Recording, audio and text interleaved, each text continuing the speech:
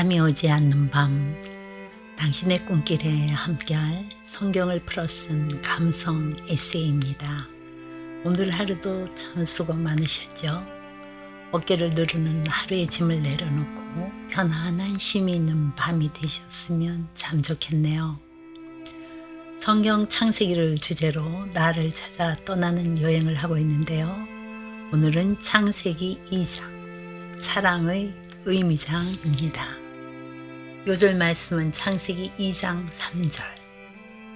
하나님이 그 일곱째 날을 복되게 하사 거룩하게 하셨으니 이는 하나님이 그 창조하시며 만드시던 모든 일을 마치시고 그날에 안식하셨음이니라. 창세기 2장, 사랑의 의미. 인간의 참다운 쉼은 어디에 있는가? 끝간데 없는 방황과 불안정감에 인간은 당황할 때가 있다. 무엇인가 놓이지 않은 곳에 놓인 물건처럼 자신에 대해 부조화를 느끼고 왠지 불안할 때가 있다. 세계는 점차 평화를 잃어가고 인간의 안식은 점차 고갈되어 가고 인간은 한 모금 물을 찾듯 안식을 목말라 하고 있다. 하나님은 일곱째 날 안식하셨다. 천지와 만물을 다 이루시고 창조 사역을 마치시고 그분은 안식하셨다. 그날은 복된 날이고 거룩한 날이었다. 창조주의 안식은 모든 만물의 쉼을 의미하기도 한다. 놀라운 평화와 안정, 누구도 침범할 수 없는 거룩한 공간 속에서의 쉼을 인간은 누릴 수 있었다. 어머니 젖꼭지도 놓은 채 깊이 잠든 아기의 번긋한 입에서 새어나오는 숨결보다도 더 깊고 거룩한 안식. 하나님의 품 안에서의 안식이 그랬다. 하나님과 함께한 자만이 누릴 수 있는 안식. 그 안식이 나에게 사랑으로 주어졌었다. 인간에게 가장 귀한 것은 무엇일까? 평안이다. 피조물은 창조주와 함께 안식을 누릴 때 평안하다. 쉼표가 없는 인생은 온전한 마침표를 찍을 수가 없다. 행복하고 거룩한 안식이 하나님이 인간에게 선물로 주신 아름다운 에덴에 충만했었다. 안식은 나에게 주어진 가장 거룩한 사랑이었다. 하나님이 흙으로 나를 지으셨다. 그 누구도 흉내낼 수 없는 귀하디 귀한 작품이다. 하나님의 사랑은 나를 그분의 작품으로만 끝내실 수 없었다. 함께 안식을 누릴 자. 그 인간은 살아있는 인격체였어야 했다. 하나님은 나의 코에 자신의 생명을 불어넣으셨다. 하나님이 생기를 받은 나는 생명이 되었다. 하나님은 자신의 형상을 닮은 나를 지극히 사랑하셨고 하나님과 함께 에덴 동산을 거닐며 언어로 화답할 수 있는 존재로서 인간은 거룩하고 아름다웠다. 하나님께서 선포하는 언어는 상대와 화답할 수 있는 아름다운 언어로 빛을 더했다. 하나님의 사랑은 독점적이고 이기적인 사랑이 아니었고 맹목을 요구하는 사랑도 아니었다. 인간은 하나님이 제한할 수 없는 사랑 속에서 자유로웠다. 하나님은 하나님 자신이 흙으로 지으신 아담이 공중의 각종 새와 들의 모든 짐승에게 이름을 어떻게 지어주나를 사랑으로 지켜보셨다. 인간이 이름을 지었다 함은 만물의 의미를 부여할 수 있었다 합니다. 인간은 자신이 부여한 의미의 형상 속에서 살아간다. 내 속에서 나오는 의미의 언어로 인간은 삶을 채색해 갈 수 있는 것이다.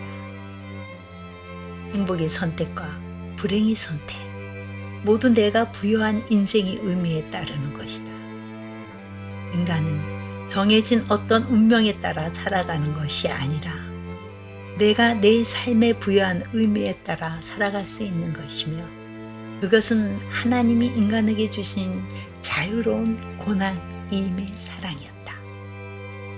아담이 가장 아름다운 이름을 지어준 것은 누구였을까?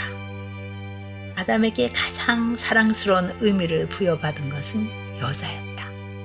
이는 내 뼈 중에 뼈요 살 중에 살이라.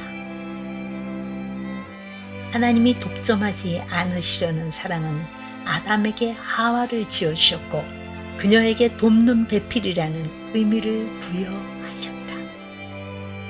아담은 하나님이 지어주신 자신의 돕는 배필에게 하나님께 배운 사랑의 의미를 더했던 것이다. 아담이 하나님께 사랑의 대상이었듯이 하와는 아담의 사랑의 대상이 되었다. 아담과 하와는 완전한 독립성을 가진 개체였고 동등한 인격체로 한 몸으로서 합일되었었다. 그들은 가정을 이루었다. 하나님은 그들의 에덴을 풍요롭게 하셨다. 젖줄 같은 4개의 강에 둘러싸인 에덴은 축축한 삶의 생기로 아름다웠고 보기에 아름답고 먹기에 좋은 나무는 셀 수 없이 풍성했다. 인간은 그 속에서 자유로웠고 평화로웠고 사랑스러웠다. 벌거벗었으나 부끄러움이 없었다. 하나님과 인간의 관계가 부끄러움이 없었듯이 아담과 하와의 관계 역시 부끄러움이 없었다. 순결한 영혼의 사랑은 부끄러움으로 가릴 것이 없다. 하나님이 인간에 대한 사랑에 부족함이 있다고 생각하는가? 나에게 하나님이 주지 않으신 것이 무엇인가? 우리는 나에게 주신 것들을 헤아려 볼 필요가 있다.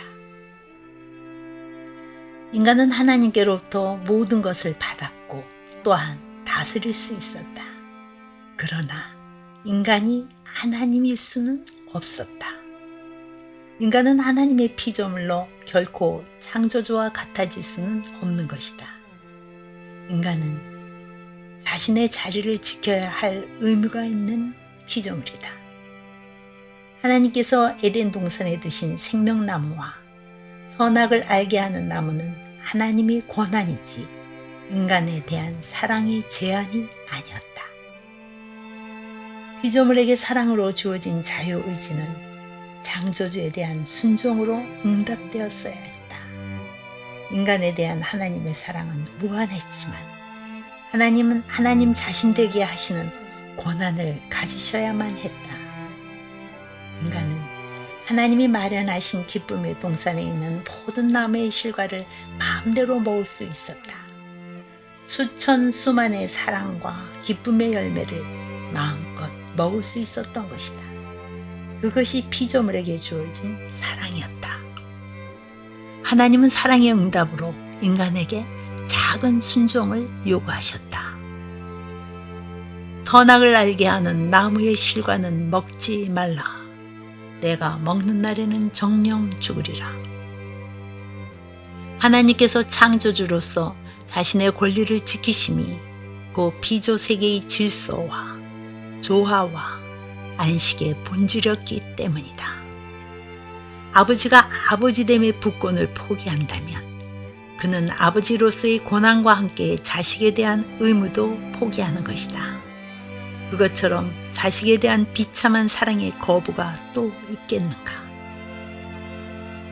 그것은 죽음과 같은 관계의 단절을 의미한다. 그와 마찬가지로 창조주 하나님은 자신의 고난과 함께 의무도 지키셔야 했으므로 인간과 선악과 언약을 맺으셨던 것이다. 그 언약은 하나님이 자신과 인간과의 사랑을 지키시기 위함이었다. 사랑의 의미 2장을 마무리합니다. 사랑은 지켜져야 의미가 있는 것 같습니다. 우리에게 주어진 놀라운 안식, 그 깊은 안식의 품을 느끼시는 이 밤 되시기를 기도합니다. 창세기 3장에서 뵙죠.